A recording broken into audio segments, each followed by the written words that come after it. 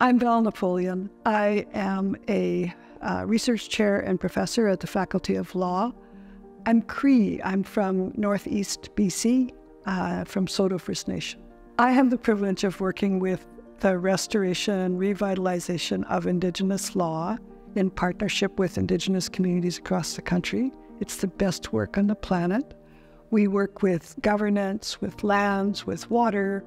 And when you think about the centrality of law, you can't be a people without law, and you can't govern without law. I love so many things about it.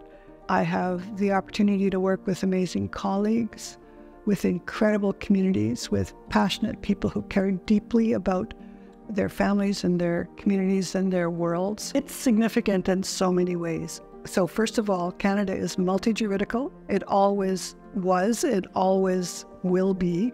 We have different legal orders at play all the time in every physical space across the country. The other thing is that Indigenous peoples are not in isolation from the rest of the planet. And our work of rebuilding Indigenous law is about rebuilding citizenship. It's about rebuilding ways that we care for one another.